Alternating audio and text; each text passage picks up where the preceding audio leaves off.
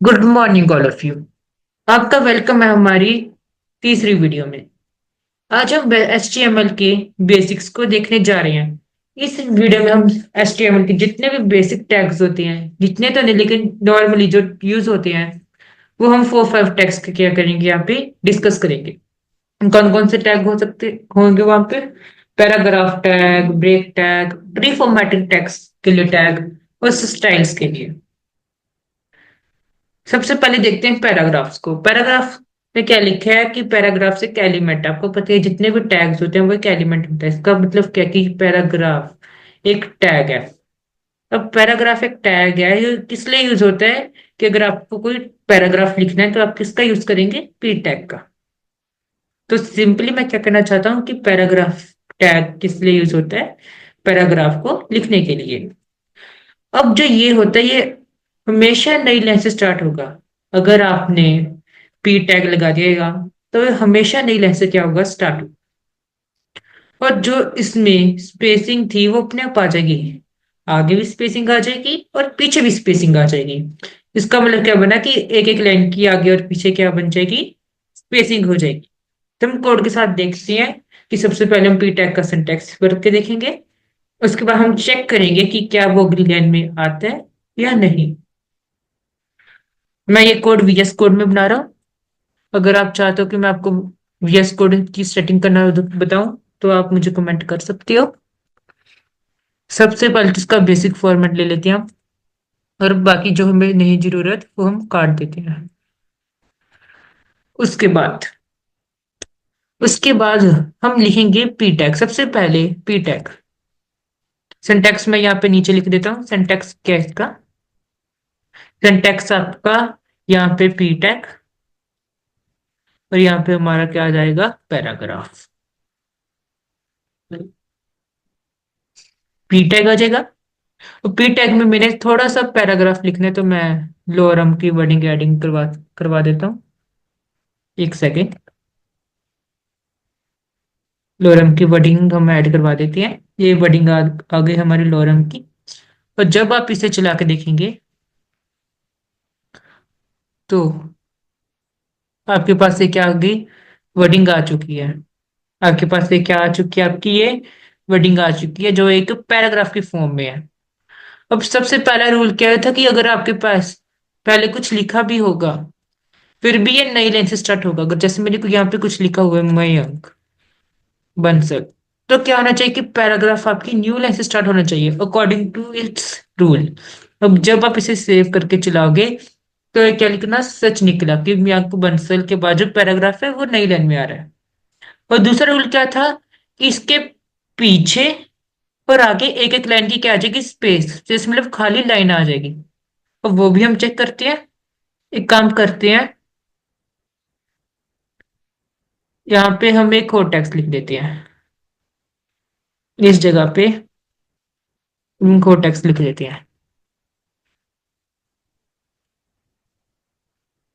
Save करके जब आप चलाओगे तो आप देखोगे आगे और पीछे दोनों साइड से क्या बनेगी? स्पेस। इसका मतलब ये बात सही है कि अगर आपका कोई पैराग्राफ है वो एक लाइन ऊपर एक लाइन नीचे क्या दे देगा? एक खाली लाइन दे देगा। अगर आपको लग रहा है कि मैंने यहाँ पे पहले से इसकी करनी आ रही है कि मैंने यहाँ पे स्पेस छोड़ी हुई थी, तो ये गलत है। ऐसा नहीं है। वो ऑटोमेटिकली अपनी स्पेसिंग उठाता है। देखो, यहाँ पे हमारी कोई स्पेसिंग नहीं थी, लेकिन यहाँ पे पैराग्राफ अपने आप न्यू लाइन से स्टार्ट हो रहा है और यहाँ पे एक एक लाइन उसने क्या किया? छोड़ भी दी है। अभी हम आगे देखते हैं। आगे अब डिस्प्ले बिहेवियर। अब इसमें हम देखेंगे कि पैराग्राफ के कुछ रूल्स होते हैं, वो फॉलो होना जरूरी है। सबसे पहले इसका रूल ये है कि अगर आपने कोई भी एक्स्ट्रा स्पेस दी है तो वो अपने आप क्या कर देगा? रिमूव कर देगा। और वहां पे अगर कोई एक्स्ट्रा लाइन भी है तो उसे भी क्या कर देगा? रिमूव कर देगा। कैसे रिमूव कर देगा? फॉर एग्जाम्पल, आपने पी टैग लिया। पी टैग में आपने लिखा ABCD। अब उसके बाद आपने एक लाइन यहाँ पे खाली छोड़ दी। आप यहाँ पे लिख दिया EFGH। अब जब इसे सेव करके चलाओगे तो ये क्या हो रहा है, बीच में कोई भी हमारी स्पेस नहीं आ रही। इसका मतलब क्या बना कि ये जो भी हमारी लाइंस की जो स्पेस होती है उसे क्या कर देता है, रिमूव कर देता है। मतलब कि जो भी हमारी लाइन फालतू है उससे वो लाइन को क्या कर देता है, काट देता है। अब दूसरा रूल क्या था कि अगर आपके लेटर्स में भी कोई एक्स्ट्रा स्पेसिंग है, जैसे मैंने यहाँ पे एक्स्ट्रा स्पेसिंग डाल दी, तो इस स्पेसिंग को भी क्या कर देगा, वो रिमूव कर देगा, जो कि आप आउटपुट में देख सकते हो। अगर मैं मान लो और कुछ लिखता हूँ यहाँ पे मैं लिखता हूँ पॉल्यूशन, पॉल्यूशन। उसके बाद मैं एक लाइन की स्पेस देके इट इज, खाली स्पेस देके वेरी बैड। जब आप इसे चला के देखोगे कोई स्पेस नहीं आ रही। जो हमारी इतनी एक्स्ट्रा लाइन भी थी यहां से लेके यहां तक, वो भी इसने लाइन को क्या कर दिया, काट दिया। और ये स्पेस को भी जो थी उसे भी काट दिया। तो अभी इस हमने पैराग्राफ के बारे में क्या क्या पढ़ा कि पैराग्राफ एक क्या एलिमेंट है जो यूज होता है पैराग्राफ्स लिखने के लिए। अब इसके हम थोड़े से बहुत रूल भी देखे कि ऑटोमेटिकली आगे बिफोर और आफ्टर क्या देता है, एक लाइन छोड़ देता है। और दो रूल इसके आगे हमने और पढ़े कि जो लाइंस लाइंस जो हमारी क्या होती है एक्स्ट्रा, उसे क्या कर देता है, रिमूव कर देता है। और सेम है स्पेसिंग के लिए, जो भी हमारी एक्स्ट्रा स्पेसिंग होती है उससे भी क्या कर देता है, रिमूव। अभी हम अगला टैग देखने जा रहे हैं। अगला टैग होता है लाइन ब्रेक। लाइन ब्रेक इसलिए यूज होता है, लाइन ब्रेक टैग इसलिए यूज होता है कि जो भी हमारी लाइन चल रही है उस लाइन को वो काट के अगली लाइन में आ जाए। और ये क्या, एक एम्प्टी टैग है। मैंने एम्प्टी टैग का आपको पहले भी बताया था। एम्प्टी टैग वो होते हैं जो नहीं, मतलब क्लोज नहीं होते, वो सिर्फ ओपन होते हैं।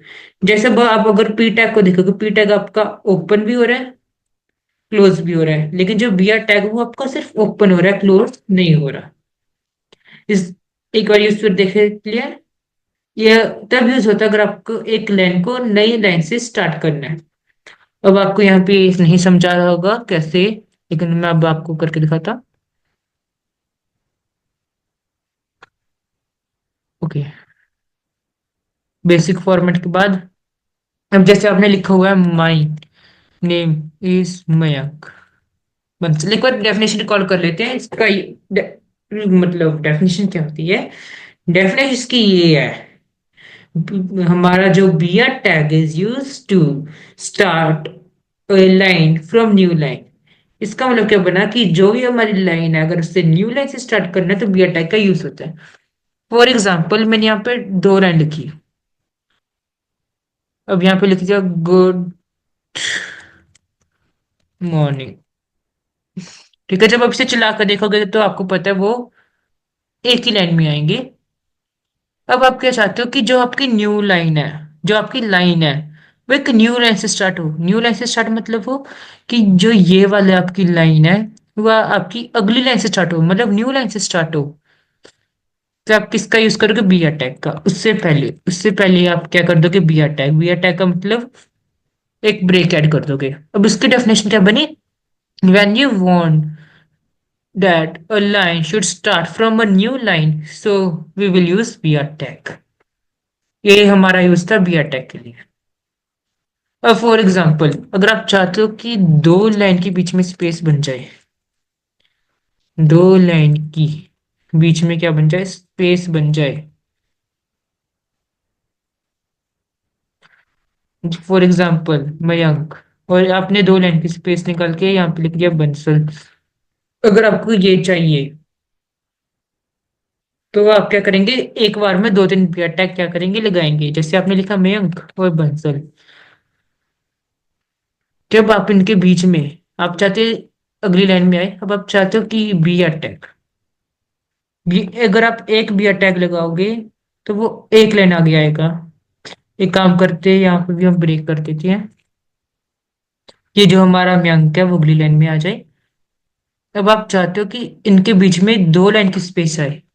जब आप एक बी अटैक लगाओगे तो सिर्फ एक लाइन की स्पेस आएगी। स्पेस मतलब आएगी नहीं, वो तो सिर्फ अगली लाइन से क्या होगा, कंटिन्यू होगा।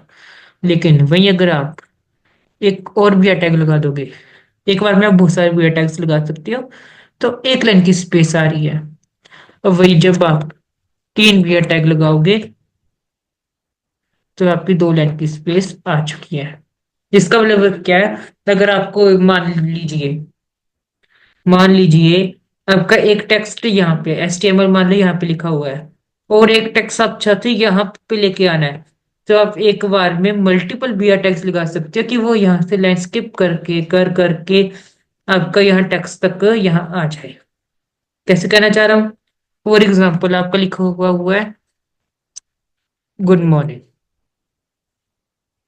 आप चाहते हो गुड मॉर्निंग सबसे ऊपर आए, गुड मॉर्निंग ऊपर आ रहा है, लेकिन जो आपका गुड बाय है वो आप चाहते हो सबसे लास्ट पे आए। गुड बाय आपका जो ये वाला है आप चाहते हो सबसे लास्ट पे आए, तो आप क्या करोगे, बहुत सारे बी टैग्स लगा दोगे।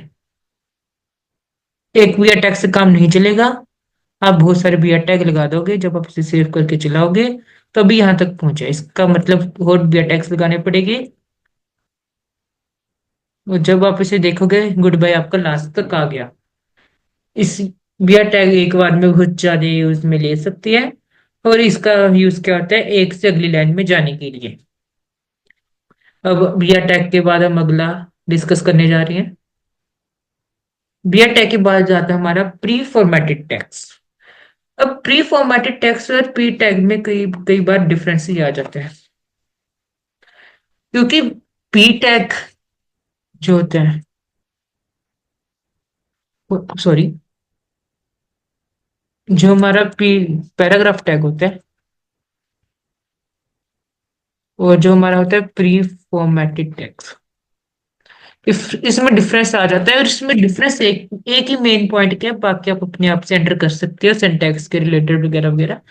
मेन डिफरेंस क्या है कि ये है, it removes space and lines. Extra जो हमारी एक्स्ट्रा स्पेस होती है, एक्स्ट्रा लाइंस को ये क्या करते हैं, रिमूव कर देता है। वो आपको मैंने करके भी दिखाया था। लेकिन जो हमारा ये है, ये नॉट रिमूव, जो भी हमारी एक्स्ट्रा स्पेस अगर आपकी कोई है भी, उसे भी ये क्या कर नहीं रिमूव करेगा। और दूसरा पॉइंट आपका लिख सकते हैं, it doesn't keep original syntax. इसका मतलब क्या बना कि अगर आपने आपका सिंटेक्स जो format, it doesn't keep original format, ये आपका ओरिजिनल फॉर्मेट नहीं रखता। लेकिन जो आपका ये है प्री फॉर्मेटेड टेक्स्ट है, ये आपका ओरिजिनल फॉर्मेट रखते हैं जो था, इट कीप्स ओरिजिनल फॉर्मेट। ये मैं आपको करके दिखाता हूँ। फॉर एग्जाम्पल, अगर आप यहाँ पे पी टैग में लिख रहे हो my name is Mayank Bansal, चलिए ये नहीं लिख सकता, मैंने बहुत बार लिख दिया। पॉल्यूशन, यूशन पॉल्यूशन, उसके बाद आपने अगली लाइन में लिख दिया, it is very bad for environment. ठीक है, उसके बाद लिख दिया, it has six types, six नहीं होती, चलो इट हैज, वैसे तो इसकी बहुत टाइप्स होती है लेकिन मेनली फाइव होती हैं, फाइव जा four, land, soil, water, sound, etcetera.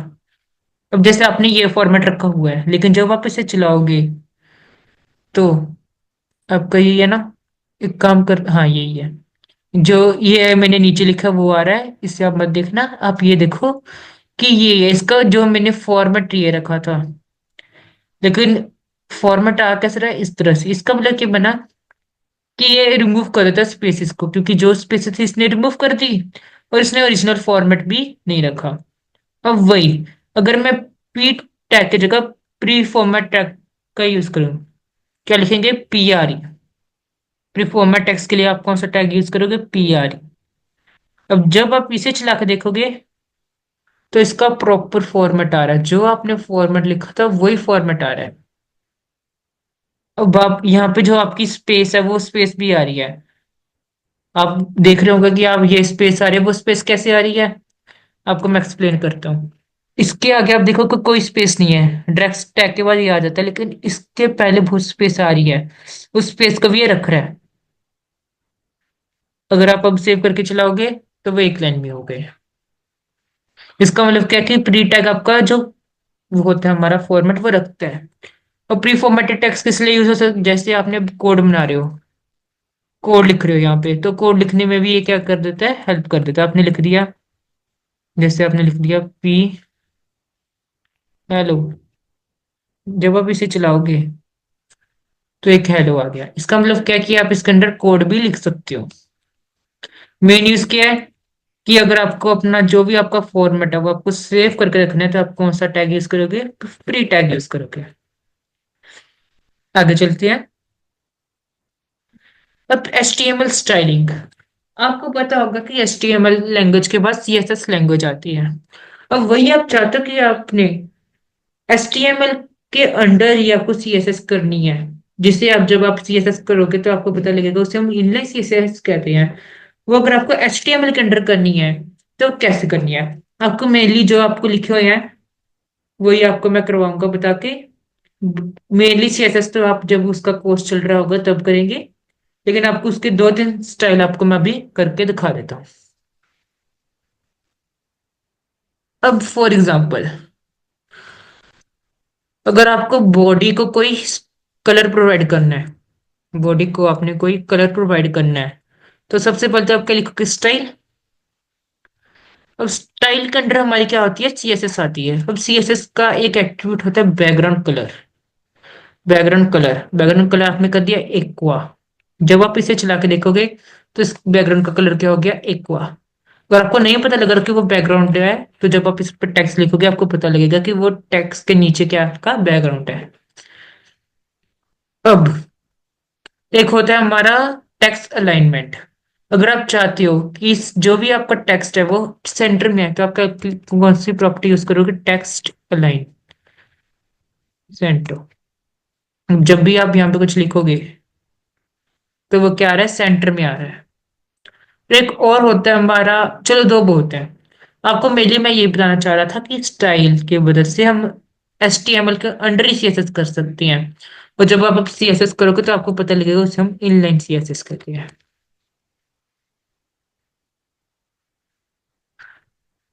आज की वीडियो में हमने यहीं तक पढ़ा। क्या क्या पढ़ा हमने? आज की वीडियो में हमने क्या क्या देखा वो हम देखते हैं। आज की वीडियो में हमने देखा, एक सेकेंड।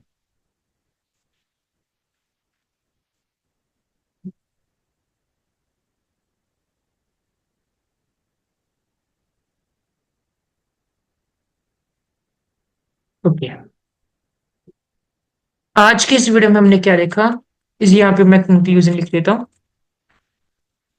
उसके बाद हम एक कंबाइन कोड भी बना के देखेंगे। कंक्लूजन क्या है? आज की इस वीडियो में हमने देखा कि पैराग्राफ टैग के बारे में देखा। पैराग्राफ टैग क्या था? जो हम रिमूव कर, सबसे पहले तो पैराग्राफ को लिखने के लिए क्या करता है, पैराग्राफ को राइट करने के लिए क्या करता है, हेल्प करता है। दूसरे इसके हमने कुछ रूल्स देखे। रूल्स क्या क्या थे कि ये रिमूव कर देता है एक्स्ट्रा स्पेसेस एंड लाइंस को। ठीक है। उसके बाद हमने देखा प्री फॉर्मेटेड टेक्स्ट, जो था तो इस पैराग्राफ के जैसे ही, लेकिन इस क्या डिफरेंस था कि ये not remove extra spaces and lines. और ये क्या क्या था? ओरिजिनल फॉर्मेट हमारा रखता था टेक्स्ट का।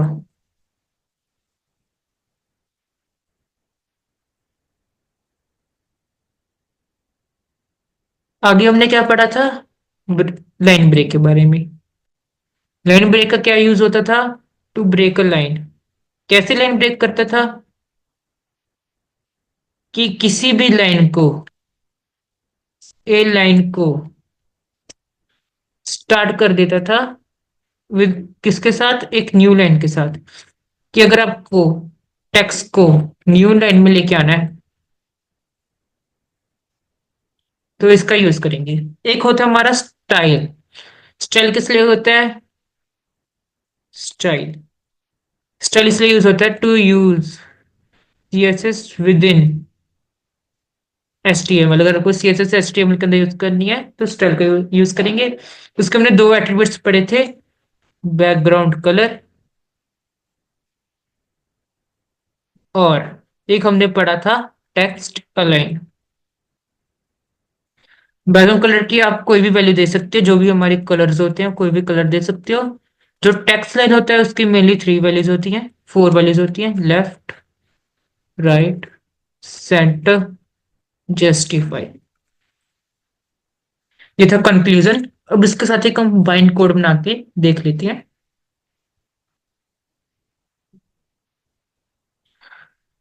ये हम कोई प्रोजेक्ट नहीं बना रहे, ये सिर्फ हम एक कोड बना रहे जिसमें हमारे जो भी टैग्स आज हमने किए हैं वो यूज हो रहे हो। पी टैग, इसमें लॉरम डाल देते हैं, एक प्री टैग,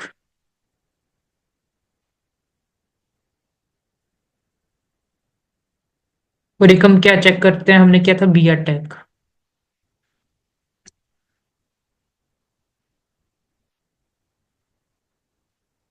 अब इसके बीच में मैं आपको बी आर टैग का यूज करके दिखा देता हूँ।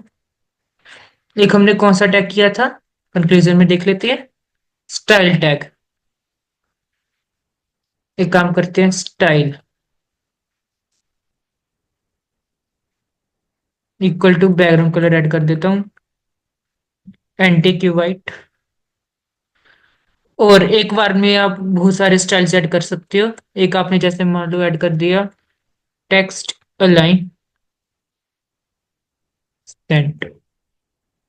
आज की वीडियो में हमने सिर्फ मेनली यही देखा है। आप इसे यहाँ पे भी लिख सकते हो अगर आप चाहते हो। ठीक है। अब जब आप इसे कंबाइंड कोड जो जिसमें हमने सारे टॉपिक्स कवर अप हो रहे हैं उससे आप चला के देखोगे, जो हमारी प्रोग्राम वन है उसमें इसकी आउटपुट, तो आप देखोगे इसका फॉर्मेट ये है, ये है, और यहाँ पे हमारा ये आ रहा है। इसमें क्या देख रहा है कि पी टैग का इसका अपना फॉर्मेट है, वो इसे फॉलो कर रहा है कि जब हमारी लाइन कंप्लीट हो जाएगी तो इससे एक न्यू लाइन में स्टार्ट करना है सेंटर से।